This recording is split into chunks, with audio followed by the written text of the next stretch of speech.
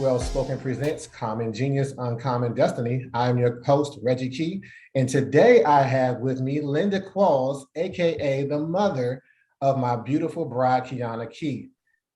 Gma, as we affectionately call her. Gma, how you doing? I'm doing well. I'm doing well. I am so grateful to be here, and thank you for inviting me or putting out the offer. Yeah, thanks for taking me up on it. So this should be an interesting conversation. What we're doing is we're just going through the concepts that I've developed a book around, that I've developed a workshop around, that tap into this idea that we all have genius potential on the inside of us. Many times, what I've noticed is people are already operating in some form of their genius. They're just not calling it that, and it's something important about being able to put the correct label on something that you're doing to get it to really maximize and to get it to really reach its greatest potential once you have like this extra little degree and this extra little understanding on it. And so that's what I hope to have a conversation with you about today. Does that sound good? Sound good to me. We'll see what comes up. What the Yeah. Lord has in store for us. Yes, ma'am. So the first question that I always pretty much start off with is, G-Mom, do you consider yourself to be a genius? As I got older, I'm beginning to feel like it, but when I was younger, no. Okay. But I have a little inkling of it. I should say I wouldn't necessarily have said genius, but I've seen genius moments.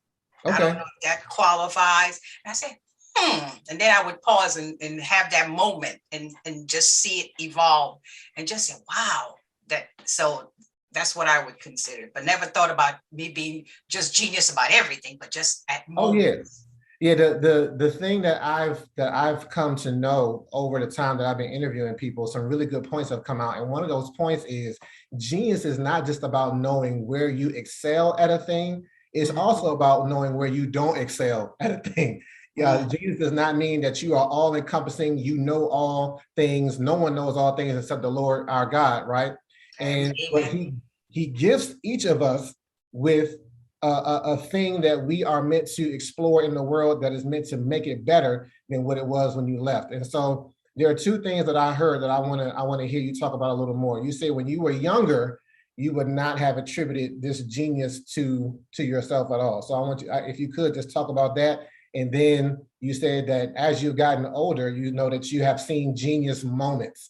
And so if you could just explain from your younger self how you would have been like, no, and then how you transition to your present self where you're saying, yeah, I've seen genius moments.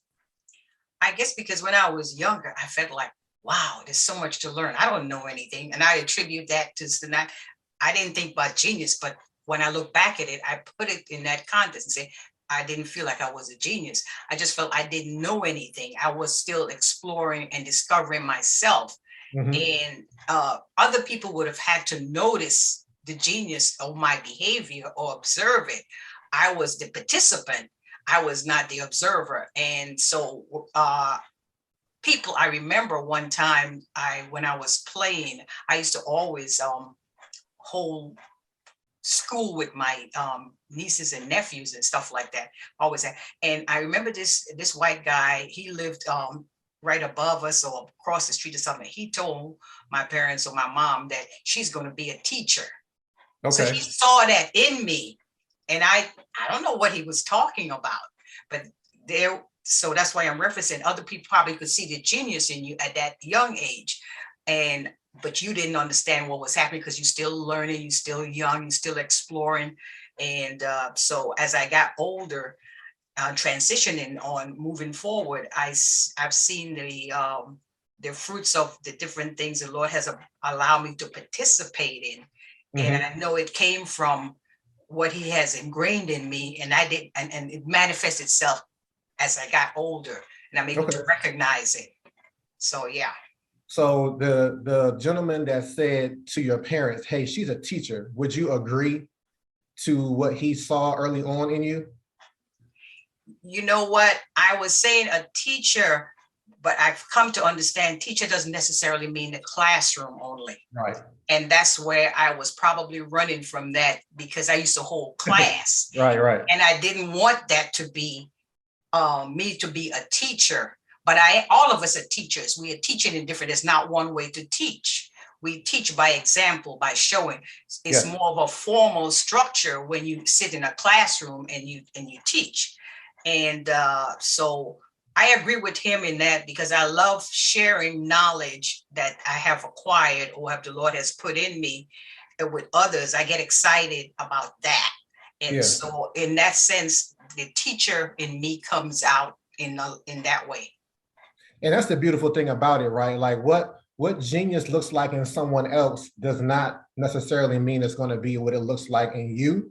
And I think that's why we end up discounting ourselves so much when we're younger, is because we're like, well, I don't do it like they do. Right, because we don't know any better. Yeah, like we always are comparing ourselves to someone else, which can be good, but most of the time I feel like it's limiting, and so it's bad, because when we hear teacher, we hear and see what we know a teacher to be, and then we say, yeah, I'm not that though. Yeah, in our limited knowledge at that time. Yeah. And so, that's one of my goals, is to broaden our knowledge base, to take the limits off of our knowledge set, and begin to really identify, like that man did, identify, hey, look, I see this in you.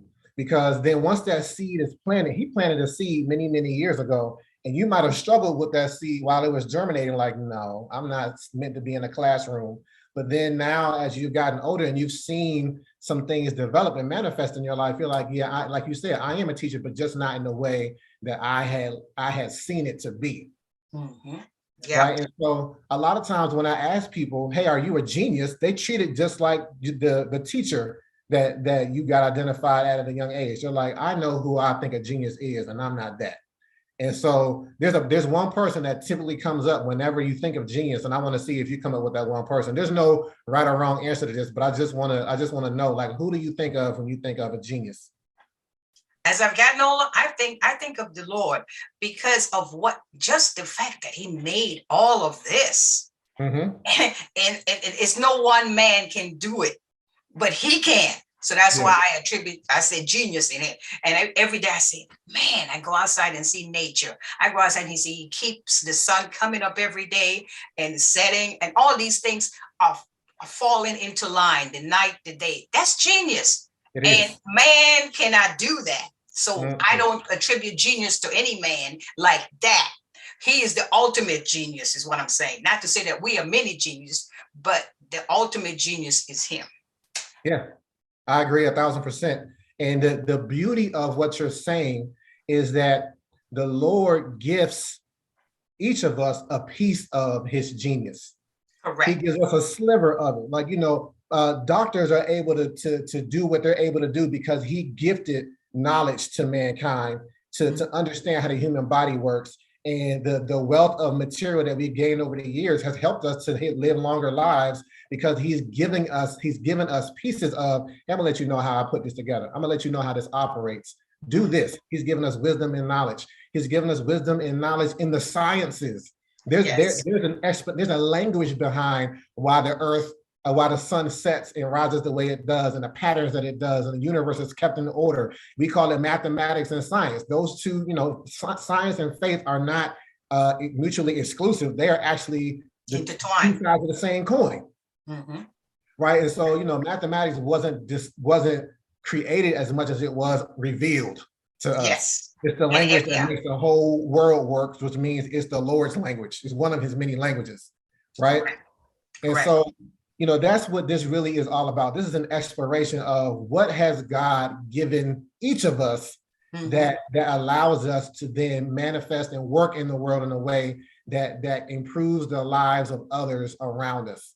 And so, what I want to make sure, and this is not just for you, but anyone who's tuning in, is that we stop disassociating ourselves from who we identify genius to be, what we identify talent to be, because it's gonna manifest in us in a unique way, as God has gifted us and as God has seen and been so fearful in creating us. It says that right in the word. It says, wonderfully and wonderfully created us, and this our soul knoweth right well. I want our souls to embrace this knowledge and understanding, because it's not until we do that. I don't think it's until we do that that we begin to have what I've already said, this maximum impact on our community and the world around us. Yeah, as you're saying that, I just think about because I teach a spiritual gifts class as part of our membership class, and I always in awe of people that come into the class. They accepted Christ, and they just think that, okay, that's all that there is. I just come to church, do that and whatnot, and not understanding, like what you just said, that he created this whole universe and he has a part for each of us to play, and he's gifted us. And it's just amazing. Say, well, I can't sing, I can't preach, I can't. Okay, that might not be your lane, but that doesn't mean he doesn't have something for you. Yeah. And so that has always kind of like puzzled me. And I said, "Ooh, you just sit here. Let me tell you." And this is where the teacher comes in. Let me teach you about what he has told me, that you have a part to play. And I always try to put it in this way: there's a pie. And you have a pie, and you cut it in slices, and each of the slices represents something, even though, and all of that. But the ingredients, all of it takes to make that pie. And if something is missing, it doesn't taste right.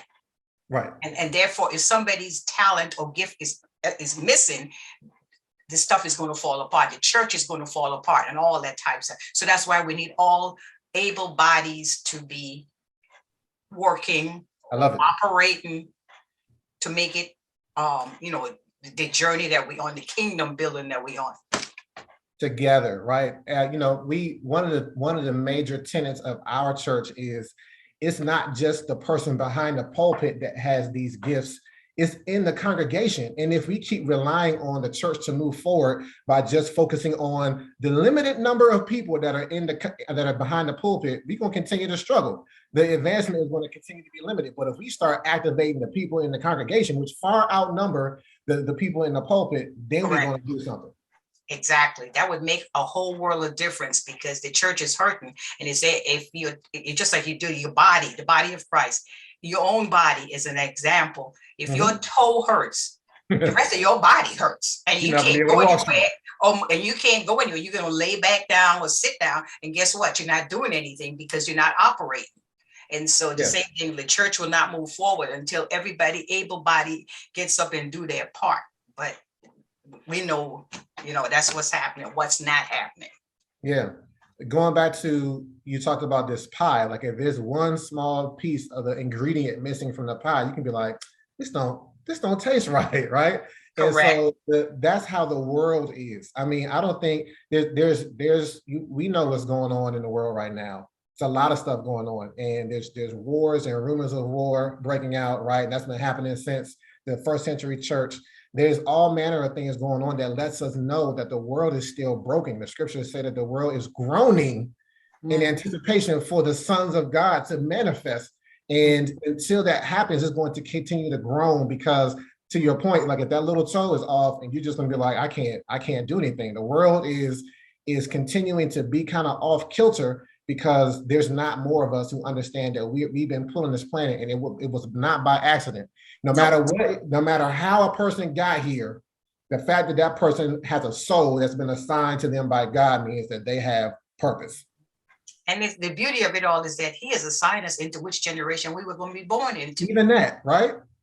That's the genius again about it. He knew he did not want you back on the slave passage coming over. He wanted you here in this century, 21st century or whatever. So him and his infinite wisdom has designed the system. And the system is working. It's just not being plugged in. Like you have a radio. The radio works. But if you don't plug it in, you don't tune it right. I tune it right. Guess what? You get nothing, or you get very limited stuff. So it's all in his planning. If we ever join the process, this is book by Henry Blackaby. It's called Experiencing God. And what is? Have you ever heard of him and Experiencing God? Okay, Henry Blackaby is a study. It's called Experiencing God. In other words, what we are talking about, it ties into the fact that God is happening all the time, and we have to look around and see where he's working and plug into that. And we have to understand, and then you will be experiencing what he has for us and what he's doing every day, because he's at work every day, and you're experiencing him if you look around and see where he's working and what part you have to play in doing the work that he has for you. Yes. And so, I have to say this really quick. Just like I talked about, there's two sides, the sciences and faith are two sides to the same coin. We've officially flipped from the sciences to the faith. We started off with Ink Well Spoken, but because I'm talking to an unabashed believer of God, believer in Christ, then now we flip to Manu Forti Ministries, full blown. Nothing is off limits. Sometimes I start these conversations and I wait until the guest brings up God, and then I'm like, I'm glad you brought him up because we can talk about it, because it's definitely a part of this equation. But I always start off with Ink Well Spoken to wherever people are comfortable. And then once our faith is brought into it, then I'm like, let's go. So we've officially flipped over to Manu Forti Ministries, but the goal and the destination does not change. And okay. So what I wanted to do next is just talk to you about the first component in this genius equation that the Lord himself revealed to me many years ago. Okay. So the full components are threefold. It's your passion, your talent, and your purpose. And so to go to this first part, which is passion, I want you, before I define what passion is relative to genius, can you just tell me some things that you believe you're passionate about, or what passion means to you in general? Passion for me is an excitement about something that I cannot explain where that excitement comes up. It is the spirit, I know, but you at that time you're not tuning into the spirit. You're just kind of excited, and you're seeing it unfold, and you get such a fulfilling feeling about it unfolding in front of you that you just want to just sit there and be there. But it's happening.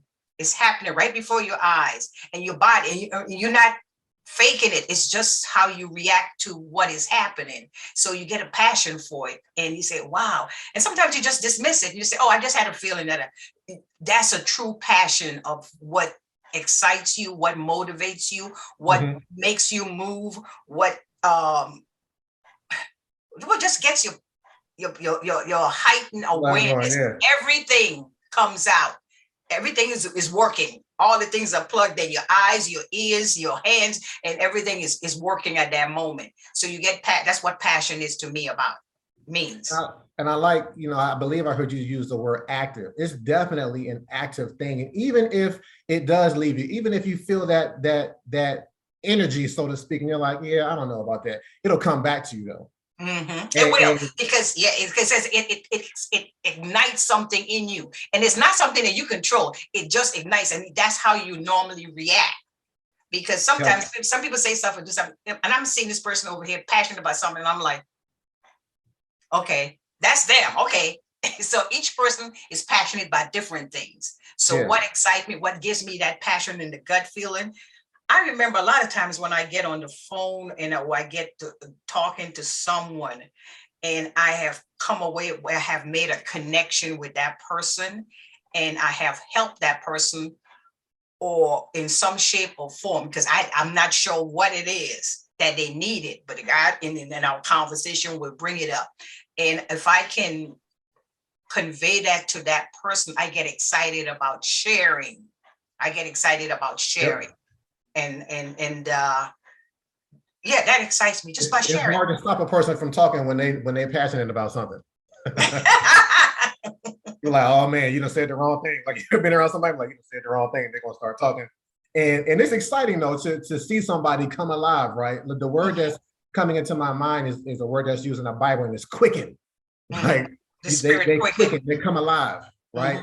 And so, going back to your point, I like the point that you made earlier. You said, hey, look, even the Lord was specific about when you were born, what generation you were born into. He's even specific about what region you were born into. And there's a reason for that. There is something in the generation, there is something in the region in which we were all placed that the Lord is like, something is wrong here, and I need you to address it. And so, I have the right person for this job. I've crafted the right person to come for such a time as this. And that's what passion really gets into. But I want to take what we're saying and put it on one word. And it's a word that may make you cringe. So just prepare yourself. And it's the word hate. You know, a lot of people associate passion to what you love, but I actually associate, as it relates to this genius equation, passion to something that you hate. Because when you look into the generation that you were born into, when you look into the region that you were born into, there are some things that are going to begin to affect you in a negative way. So the brokenness of the world is going to affect you or the people you love in a negative way. And as you get older, you feel like, man, like I don't like this feeling. I don't like that, you know, I'm limited because of, you know, the income of my family. I'm limited because of the color of my skin. I'm limited because of whatever it is. There's something that we experience. Most of the time it comes in our youth. And as we get older, we look back on it and we say, I hate that I had to go through that. And then when we start to be aware of our surroundings and the people around us, we see other people impacted by it. And we're like, ooh, I know what that feels like. I hate that. And so I ask people to focus on that. And it's not something that I came up with on my own. Mike Murdoch wrote a book called The Assignment. Have you ever heard of that book? No. So in What's the name of it? The Assignment. The Assignment. The Assignment by Mike Murdoch. Oh, okay, Mike Murdoch.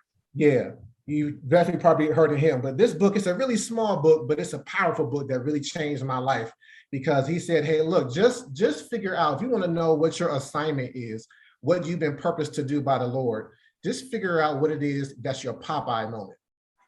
And what he means by that is, you know, Popeye would take a lot of crap from Bluto until he just had his limit. And he was like, I've had all I can stand. I can't stand no more. He even had this broken English that he was using, and he would break out that spinach, and then it was done. You know, you was near the end of the cartoon when Popeye broke out his spinach. It's about to be a wrap, right? And so he's like, if you can identify what your Popeye moment is, then you're getting tapped into what it is that you were put on this planet to fix, to address.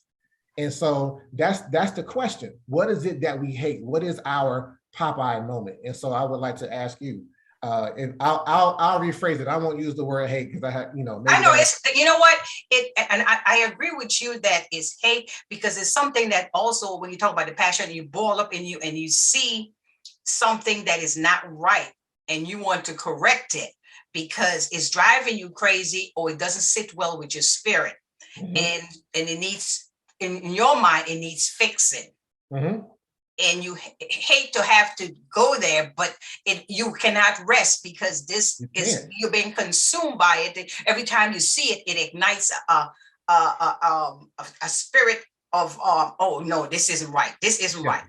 And so I agree with you about the hate part, because we just had a Bible study this morning for the Women's Fellowship, and she was talking about love. And then she flipped it over. She read all the scriptures about love, but she also turned it around and she talked about hate. Because, you know, like everything has the coin side of everything. You talk about, and we all could talk about love all day, but then you got to talk about the hate, because that's the opposite side, because everybody in the world is not operating from love. So you have the flip side of the hate. And when you see that hate part come in, you recoil, but it also ignites a passion in you to say, I am not accepting of that. I don't want no part of that. We're going to have to fix this. We got to either pray for that person. We got to do this. We got whatever. It's just something that needs addressing. Some action. Exactly.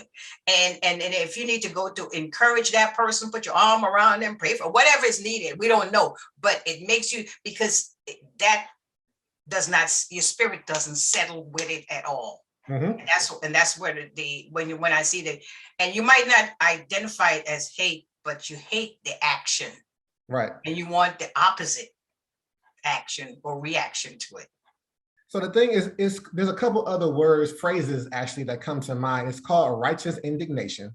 Yes. And it's called holy discontent. Okay, I can agree with those two. Yeah, because we saw Jesus do the righteous indignation when he overturned the table. Yeah, and when folks were in there doing all that, he came out there, and that's the one thing we always point to. The only time we saw him being angry like that, righteous indignations, and you know, there's some folks in here. Yeah, you have turned my father's house into a den of thieves. Into a den of thieves, yes, and I could see that right now in a lot of things that are going on. I see righteous indignations a lot more than, and you said, Lord, what's the flip side of that? Yeah. And the thing about it, you know, I heard you saying earlier is when you were defining passion, I think I heard you say, like, you know, I don't know where it comes from, but you do. because God will grieve each of our hearts, just like he gives us a piece of his genius and a piece of his talent, right? Everything that we have is everything good that we have that allows us to do good is on loan from us, from God. That's like the parable of the talents, right? He gives Correct. us a talent and then says, I need a return on my investment, right? Correct.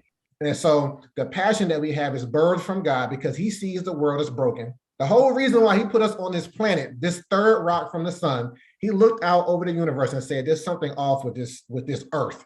There's something not right there. Matter of fact, he knows what's wrong with it already. He had to cast out Lucifer from heaven to earth, and he starts wrecking shop on earth. He's like, yeah, there's disorder down there, and I need to put someone down there that looks like me, that has my authority, that can set it right. Mm-hmm. And so when he looks out and he sees all the different things that sin ultimately has caused to be broken in the world, it grieves his heart. And that grief, he then gives each of us a sliver of it and says, I need you to do something about this thing that's breaking your heart because it's breaking my heart. Correct. I agree with that because that's the way I view it, because I understand that from, like I said, teaching about the spiritual gifts. And it was so strange, not strange. I'm not using that word strange. God put that in my spirit to learn about spiritual gifts. Mm-hmm. I attended the class and then I sat in there and I could not let it go. Mm-hmm. I needed to learn. I needed to learn and study and sit under the teacher that had created the structure using one of the a book that was designed that way. And then from there, I started learning and then I started teaching it.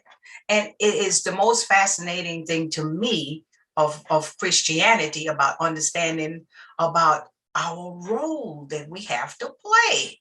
Yeah. And getting others to understand that they have a role to play in all of this, and not just be a bystander or a non-participant, and understanding that it is hindering the church from moving forward and from growth. Because the other thing is that if some people doesn't do it, there are other people that will do it, and they just will not get the most benefit out of why he created you and what he was created you for. And that's another, we're going into another thing about what happens. We're not though, because what I hear, because I wanted to ask you again, like, what are you passionate about? But I'm hearing it. I'm hearing what I feel like I hear you saying, Gma, is that you are passionate about people not knowing that they have these gifts that can then really heighten their experience, can really heighten their participation, can really heighten their purpose in life once they know what these gifts are that they have. Yeah. So it sounds it's a like burden that the Lord has put on me. A burden, yeah. Yeah, about that. And still to this day, it's a burden. And when I see people and then I look at my three, that all of us have the gifts in some capacity. Just some people have higher levels of it than not. And believe it or not, my first gift is administrator. Mm-hmm. And then I have exhorter. And I forgot what the third one is, but those are the top three. Yeah. But and it's for me to just shake you, understand this, and tell you that this where you were sitting there, you're not being the whole person that he created you to be. Yeah. And let me help you understand the big picture, because this is what he told me to tell you, that type of stuff. You're an activator. That's the word that comes to my mind. You're an activator. Like you see latent gifts in people and you're like, I need that to come to life, because if you can shake up or stir up that gift, you're going to stir up the whole individual. Mm-hmm. And when that whole individual gets stirred up, now they can understand that they have a role to play in the kingdom. And it's very similar to one of my passions. I hate it when people don't know who they really are. Mm-hmm. When you don't know who you are, and it starts with, outside of knowing your name, you got to know that you're a genius. And if you don't know who you are, you're more prone to begin to accept labels that are misdefining you. Mm-hmm. Because you're like, hey, I don't know who I am. So look, if the TV is saying that me as an African-American male, I'm, all I can be is a sports athlete, an entertainer, or a thug in jail somewhere. If I don't know who I am, I might start to acquiesce to that. Fall into that, right? Maybe there's something to that. Mm-hmm. And now, I'm living a life that's not my own, and I'm very direct with people. I say, hey, look, if you're living a life that's not your own, that's death. Mhm. You're not living in the way that God designed you to be. It reminds me of this quote that I typically end up bringing to light in my conversations in this show. And the quote is from Einstein, and it says that, hey, if you judge a fish by how well it could climb a tree, it'll spend its entire life thinking it's stupid. I think I've seen that somewhere before. Yeah, it's been out for a while, but I've been focusing on a different image of this quote as of late, because the entire life that fish is going to live is not going to be that long, because the fish is in a tree, and fish don't thrive That's not his environment. It's not its environment. That's not the lane. I heard you use the word lane earlier. Lane. And so if this fish stays in this tree lane for too long, not only is it going to think it's stupid, it's going to die. It's going to die. Right. His soul is not going to prosper because he doesn't know what he needs to feed it to make it operate for him and get maximum usage out of his ability. Did you do a lot of fishing in St. Thomas? No, none. The only thing I did with fish was ate. No. The only thing I did was I love fish. I was on the other side. I didn't like fishing. I did not like cleaning. I like eating. Right. You catch it, somebody else cook it, I'll eat it. But it's like how the Lord say he's the one that does the cleaning up of all the out, you catch, you be fishers of men, and you go and leave the rest to me. You don't save that person. You just catch that person, and then you pass them on and go through the process. And see, that's in this genius thing though. Like, look, I don't catch fish, I don't clean fish, I eat fish. That's my genius when it comes to fish, right? But what I was getting at is, if you've ever watched someone's fish, or if you've ever watched a fishing show with like G-Dude, perhaps, when you catch a fish and you do catch and release, when you catch that fish and it's like out of the water and it's flopping all around, after a while it starts to get still because it's starting to die. But when they throw that fish back in the water, what happens? He comes alive. The life comes back to it and it darts off and it's gone. Right. And so that's what I see that you and I are about that. What is it that we can do to get you in your lane, to get you in your element, so that you dart off and go into the horizon? And then I'm next. Come on, next. Yep. Next person. Yeah. And that's where I'm at about that. I am passionate. I have that, and the opposite of that is like I hate to see people not being in their lane or not growing in that, and it's just kind of like, but anyway. Yeah, no, this is don't anyway. This is why we're here, and so I believe you've already started to get into this next component, because we've been talking about passion this whole time, and I'm going to go to talent next. And talent is really simple. If we see brokenness in the world, or if we see something that's broken in general, the thing that we go look for to fix something that's broken is a tool, correct? And so the tool that God has invested in us is called talent, or you've used the word gift, right?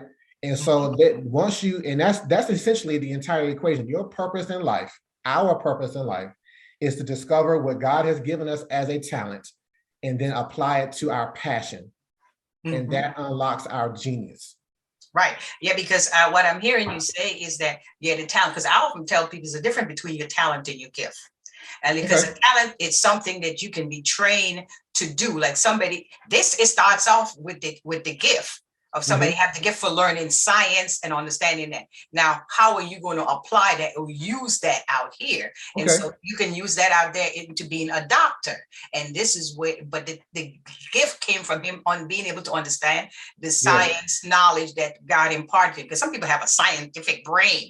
You know how to use that, right? I don't have a scientific brain. I know where my lane is. And so that person has the gift for understanding science like that. So what are you going to do with that gift? It translate into a talent. I'm going to train you to be a doctor and use that talent, that gift that you have, and turn into a talent to save people's lives and make them well. I like that. And what I hear when you juxtapose the gift versus the talent is nature versus nurture. The nature is the gift. You're born naturally, or rather supernaturally, with this gift. And then what you're supposed to do with that is to cultivate it, because all God's gifts, everything that he gives us operates like a seed. Once you get it, cultivate it into your talent. Cultivate it into, and that's the nurturing part, where there are things that the Bible talks about. There are things that you will learn that only the Holy Spirit teaches you. That's the gift. But then you have to do something with that, which is why you and I are so big about like action. You need to do something with this. Correct. Right? Like, I discovered though I have a logical mind, I discovered in college that this gift got unlocked in me, that I could write. And I was like, okay, what do I do with this though? And so I started to nurture this gift and turn it into eventually a talent, which is why now I have these books and my children have books, because, getting into the next level of it, talent doesn't just come out of nowhere. It does come from on high, but he gifts it to us through our family. So if somebody would come up to me and say, I don't have a talent, first of all, be like, I don't want to call nobody a liar, but be like, you do not the truth. You're uninformed. Yeah. Yeah. I'm like, you have something. I'm like, look around you. Look, go talk to your mom, your dad, your grandparents, and I guarantee you. And you got your neighbor, like how that neighbor told my parents, yeah, she wanted to be a teacher. People observing you. And that's true. Yeah, a lot of times people are, I'm one of those people. I observe people a lot, and I think that's what I call the discerning spirit about what is it that person is good at. And it's kind of interesting, because one of the things I wanted to do when I said I wanted to go to college was that I wanted to do human resources, because I want to be able to identify a person. Is that person right for the job? Yeah, they might have the talent, but you put it all together: personality, the talent, everything has to. And I'm pretty good about, I don't want to say judge, but discern that person would be a good fit for this right here. And so I feel like I burden put on my heart I don't want to be judging people, say that person is not, and I feel kind of like, but that's important though. Yeah. And people learn to judge respect my decision when I say that.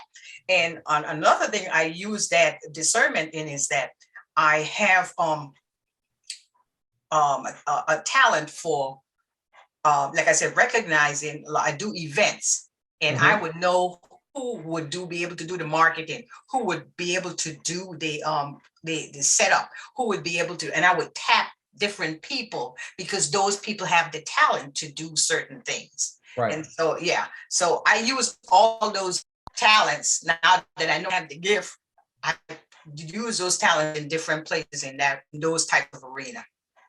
And so, you're proving what I'm about to say is going to prove what I've already said. It's not about me.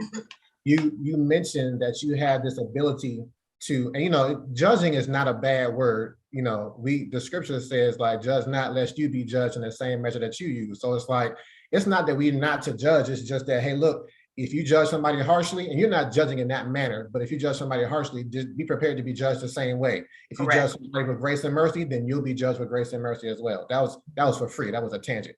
But if nobody ever comes along and sees this fish clinging to this tree, trying to climb it, and judges it and says, you're not supposed to climb trees. Correct. In fact, you can't climb trees. You see this lake right here? This is where you need to be. This is where you're going to thrive. So somebody has to come along to judge that person, to save its life. And so there's nothing wrong with this word judge. We've given judge a bad name, a bad rap, and we've given a couple. And you're scared to say judge, because then people will look at it and say, you judging me. And you know how they have the phrase, the catchphrase, the culture phrase, don't judge me. Yeah. So that kind of make people say, but I'm not judging. I am just giving you what I see as a free assessment of what I'm looking at in my spirit. And I just feel, and you could take this or leave it, but this is what I see, and I would encourage you. And here's so and so and so and so. Have you ever thought about so and so and so and so? I'm not just make a judgment statement. I would give an encouraging statement and say, look at this, try this, do this, and take it the next step, so that they don't feel like I am judging them, but trying to help them and encourage them to improve on themselves. Yeah. And the point that I got a couple of tangents I got on here, and that's okay. But the point that I wanted to make is, I see that in your daughter. like where your daughter is now on her job, she's positioned to be able to place people where they're going to thrive. And so it speaks to my point that talent, yes, you can have somebody say, hey, look, what are you seeing me? Right. But if you don't have that person, just look to what your parents have done, what your grandparents have done, because the Lord has been trying to birth this talent in your family lineage for generations. I mean, we see it in the world around us. We see it in athletes. Athletes come from athletic families. We see it in entertainers. Entertainers come from entertaining families, right? And so that is not just something that's reserved for people with a platform. Again, back to this whole, well, only the person in the pulpit is special. No, we have just the same access. We have just the same potential, but we have to stop looking at others. You know, the thing about seeing something that's broken, you can't keep saying, well, somebody got to fix that. Somebody should do something about that.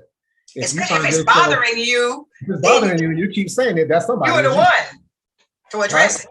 Right. And so just, we're all about equipping people to understand, like you already have what's on the inside of you. When Moses was going to deliver the people and he was saying what he couldn't do, God said, what's in your hand? Okay, what do you already possess? Show me this staff. I'm gonna show you a wonder with these staffs. And that's what the talent is on the inside of us. That's what the passion is. Show me what you know about yourself. And if you don't know about who you are, just look to your lineage. Aaron was a speaker. I was getting ready to say, he said, oh, he made the excuse that I am not a speaker. Don't worry, we got this. We got the speaker over here. Was it just some random person? It was his brother. Exactly. Right. And there go the genius again. The Lord knew what was needed. And so he had it right there. And so every excuse that he made, God already had to figure it out for him. He couldn't see it, but okay. Yes. You see the genius in operation.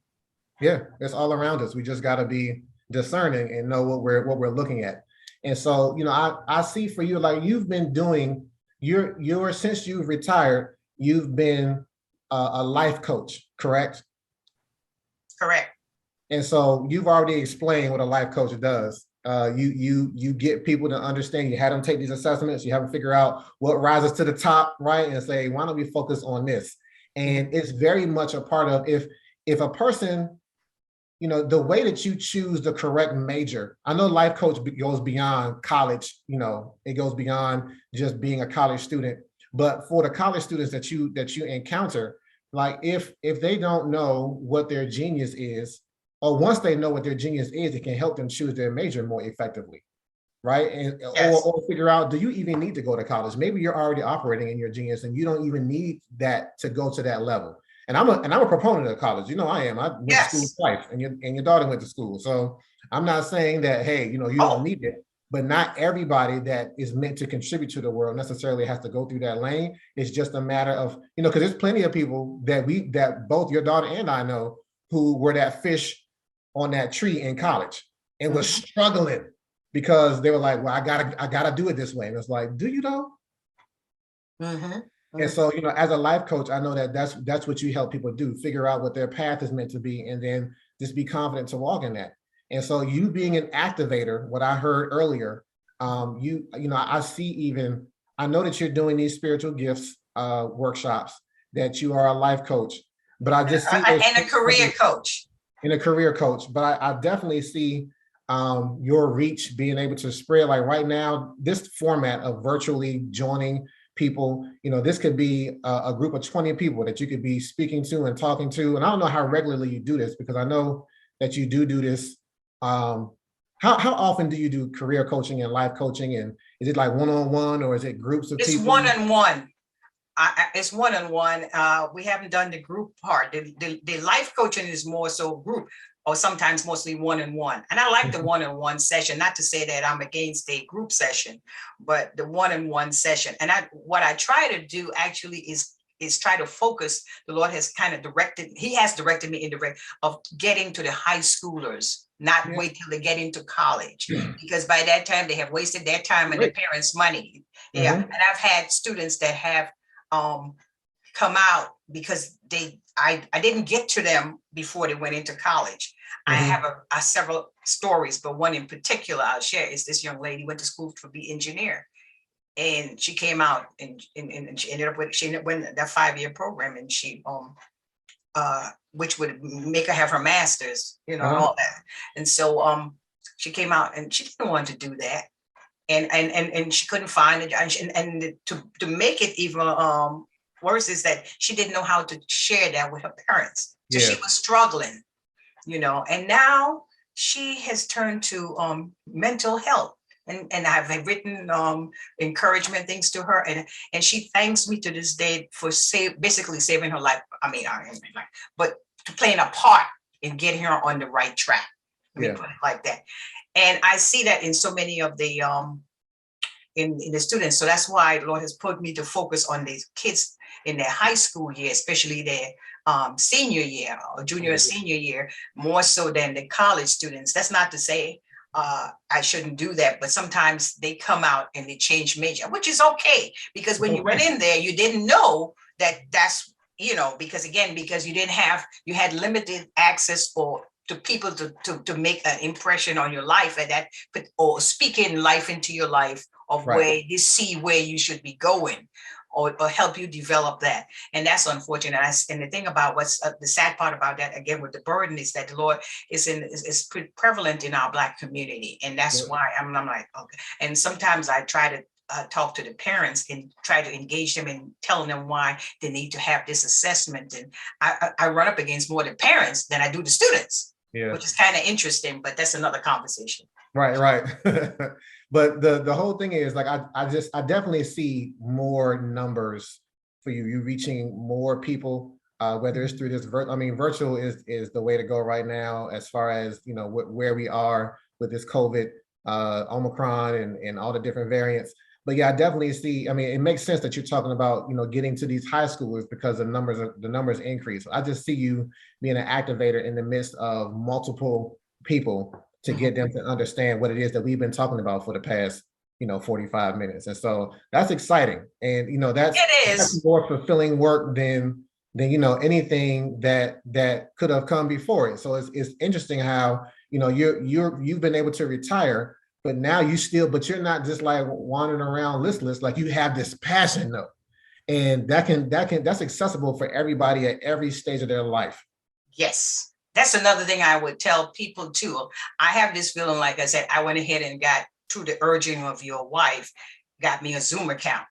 And I have reached out to my girlfriends in St. Thomas, because I have different pockets of people in my life. And because of COVID, I started reaching out and having these Zoom sessions. And then I'm the host of it. So therefore I would be kind of more or less directing it, or helping initiate a conversation, a topic of growing, and so forth. And I feel like what you just said is kind of interesting, because that's what I would like to do in terms of having conversations, because I know the Lord still have me here for a reason. And I'm not, in addition to me traveling, it's a lot of other things I would like to do. And I like to speak now to people about what I have experienced. Not that I have the answer, you have to do it my way, but just letting them know that there are things that you got to figure out what that is. And if I can help you through an assessment or a conversation or whatever is needed, I am for that. Yep. It's just about options. So, this is a kind of a foregone conclusion, but I just want to, as we begin to wrap up, I just want to ask you I'm gonna finish the same way I started. So do you consider yourself to be a genius, G-Ma? Yeah. All right. That's I like to with it too.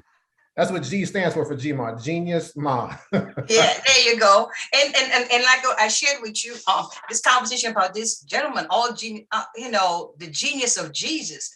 And I never looked at it the way he said it. And that made me think about it. Even if I might not have thought it out loud, he kind of validated what I was thinking, in a sense. And I said, oh, okay. So did you get a chance to listen to his YouTube thing? I didn't. I'm gonna listen to it today. Can you repeat it again for our other listeners? This is a book that's coming out, or that has come out. Who is the author and what's the title? Okay, his name is Erwin McManus. And he's a pastor out in California. It's called The Genius of Jesus, the Man Who Changed Everything. That's the name of the book, right? And he did a teaching for Black History Month And his presentation was so exciting for me to hear, because some of the things I'd be thinking, I keep them to myself, but when somebody else say it out loud, Right, yeah, kind yeah. of validates You're it. validated, right? Yeah, I said that. Yeah, I believe that too. Yes. So yeah, and that was good for me. And so these conversations, I can't share all the conversations inside because people think I'm crazy, but I have a lot of things that are constantly coming to my spirit. And I just sit still long enough. And then somewhere along the lines, the Lord will have it show up again in some format or whatever. So when you see it showing, just like how you were sharing with me, I could do this thing in a group. That's what I've been doing, because I been thinking about that. And he's been showing me and sharing some things about doing that. And who knows what it's going to look like and when. Stay tuned. Stay tuned.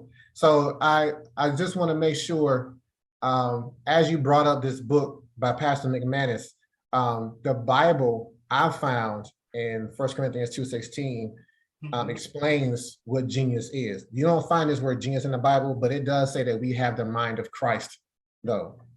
And I'm very genius.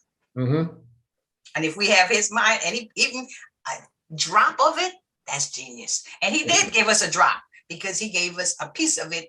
In, like, he has a genius of science, a genius of what he talks about in here, of art, science, technology, math, all those things he created in his genius mind, and he gives that to each and every one of us as he sees fit.